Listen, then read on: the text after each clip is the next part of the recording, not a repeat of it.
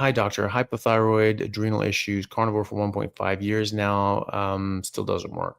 Dr. Bright doesn't get why I don't get better on NDT, but still not improving. Can't sleep because of hunger. Interesting. Also reactive hypo, so I'm assuming hypoglycemia. What to do? Well, first of all, eat more. If your body's telling you to eat and you're so hungry that you're staying up and it's keeping you up at night, I would eat more fatty meat. Unfortunately there are other things than just the food that we're eating or not eating that can affect our thyroid and our adrenals. But this accounts for a lot of them. So there could be other outside exposures and other sorts of things that are, endocrine disruptors and, the phthalates and all these other sorts of scents and perfumes and thises and that's and shampoos and plastics and all these other sorts of things that can screw with these things. Or it could be something else completely, entirely unrelated, and that you won't be able to manipulate by changing your environment, unfortunately. And probably about 90% of things that we treat now as doctors, these non-communicable chronic diseases, things that absolutely are preventable. But that also means that 10% of things are things that don't fall into that category. So it could very well be that you have something in that 10% that is going to have an outside cause from your diet, lifestyle, and environmental exposures. So, it may be that there's something in your environment that's causing a problem. From a diet perspective, just going a strict line diet as possible.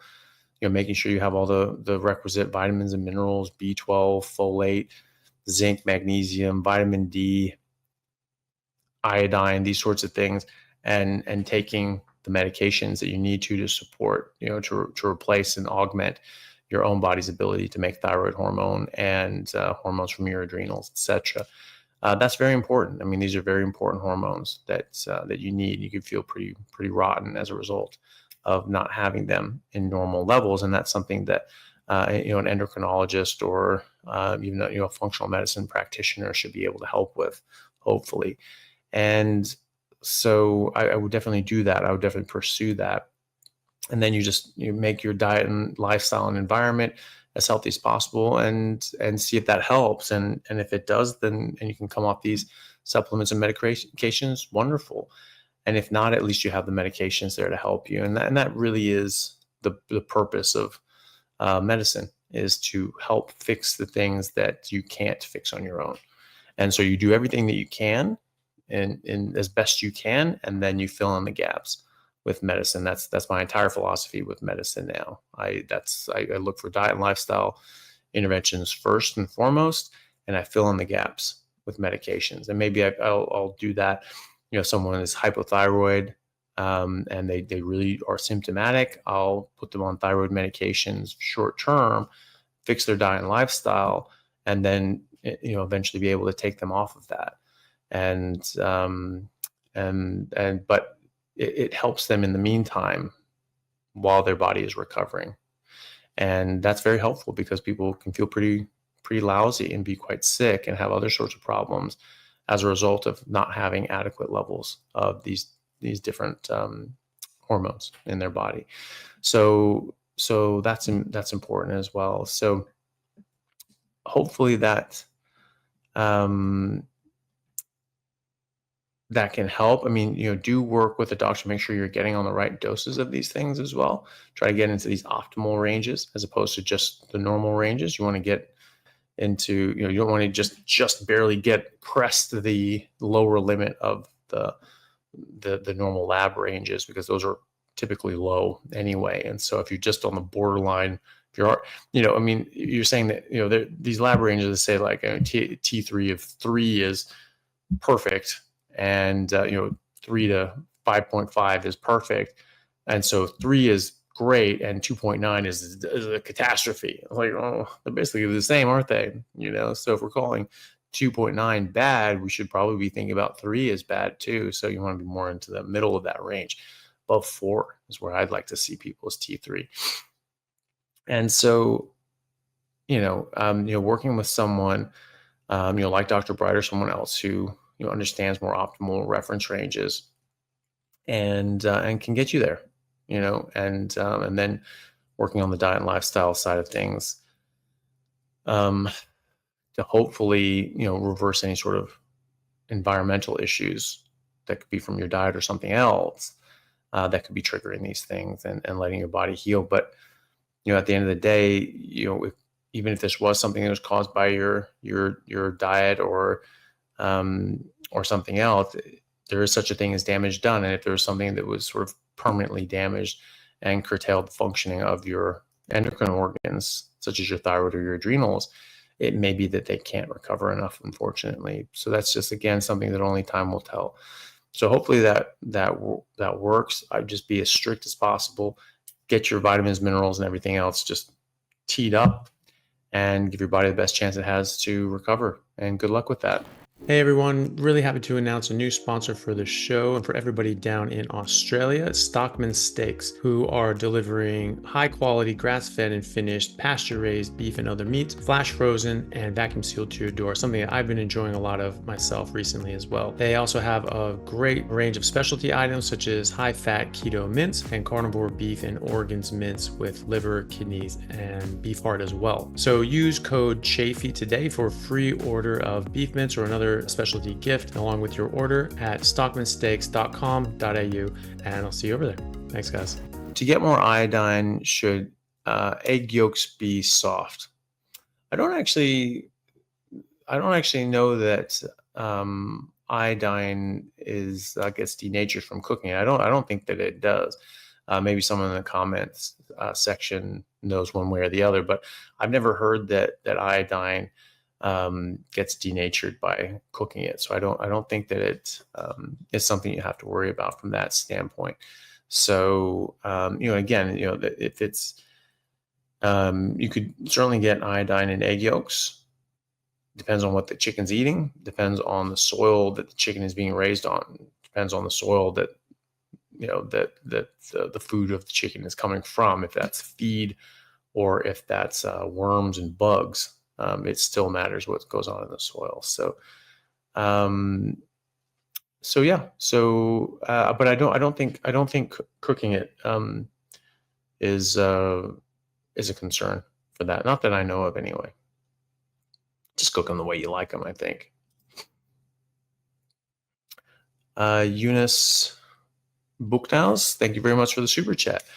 Eunice says, "Hi, Dr. Chaffee. Is 4 times more mitochondria really realistic?" It is, actually. Yeah. So there was a study I came across years ago when I was first sort of looking into all this that showed that after about 3 to 4 months on a strict ketogenic diet, because of autophagy, mitophagy, the cell turnover and the mitochondrial turnover, and then mitogenesis, making more of these mitochondria, that after 3-4 months, you have 4 times the number of mitochondria in your cells, and they're 4 times as effective and efficient because they're newer, faster, better versions, right? So yes, that's very realistic. And in fact, after that, your body keeps improving your mitochondrial function and number. And so even for up to 2.5, 3 years, you're still steadily increasing the number of mitochondria and their functionality. So yeah, that's very realistic. Dave Clark, thank you very much for the super chat. Dave says, "My wife was just diagnosed with spinal stenosis and bone spurs. I'm very sorry to hear that. Her arms go numb and hurt at night when she sleeps. I tell her no more carbs or sugar, and a line diet might work." Thoughts on this? Well, it can certainly help. I've seen quite a lot of people with similar issues with even like canal stenosis, and certainly foraminal stenosis and impingement on the exiting nerve roots, but even with very similar sorts of conditions. Improve from a symptom point of view, certainly. It's probably not going to get rid of your bone spurs. I don't think that it will. I do know people that have had improvements in bone spurs. I don't really know exactly what the hell is going on with bone spurs and why they're growing and sort of calcifying in little blebs on the surface of your bones. But Some people do improve those things. It's something you just have to sort of look on an individual basis to see if that helps. But for everybody, it will reduce inflammation. Ketones, beta hydroxybutyrate, directly blocks something called the NLRP3 inflammasome, which causes inflammation, as the name would suggest. And so inflammation levels come down. You're also excluding a lot of different plants and harmful nonsense like sugar and carbs, which increase inflammation in the first place. Increased inflammation will have increased pain and neurological dysfunction. And so you're reducing the amount of inflammation coming into your body, and you're directly reducing the amount of inflammation that is left by having high levels of beta hydroxybutyrate. Hey guys, just want to take a second to thank our sponsor at Carnivore Bar. I don't promote many products because honestly, all you need to be healthy is to just eat meat. For those times that you're out hiking, road tripping, or stuck at work and you want a nutritious snack that is just meat, fat, and salt if you want it, the Carnivore Bar is a great option. So I like this product not because it's just pure meat, but also because I want the carnivore market to thrive as well. And the more we support meat-only products, the more meat-only products there will be available in the mainstream. So if this sounds like something you'd like to get behind, check it out using my discount code Anthony to get 10% off, which also applies to subscriptions, giving you 25% off total. All right, thanks guys. So those are all good things, and those can all improve neurological functioning, and ketones just in general improve neurological function. And so I see a lot of people with radiculopathy, their upper limbs, lower limbs, either way, that improve from a symptom point of view. They don't have this shooting pain and numbness and so on. And so that's very beneficial, even though it hasn't reversed the underlying pathology. It has made the damage that underlying pathology is causing and the pain and symptoms that it's triggering to lessen, which is really good. I mean, because that's the whole point. It doesn't matter what your scan looks like if you don't have any symptoms, right? So if we have someone that has like just a horrible scan, we're seeing all this stenosis, we're like, oh geez, those nerves all look impinged. When we do an exam, we look at somebody and they had to have absolutely no symptoms, you're not going to operate on that person, right?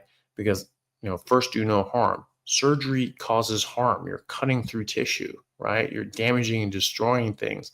And sometimes it's necessary to do that to free up a nerve or something like that.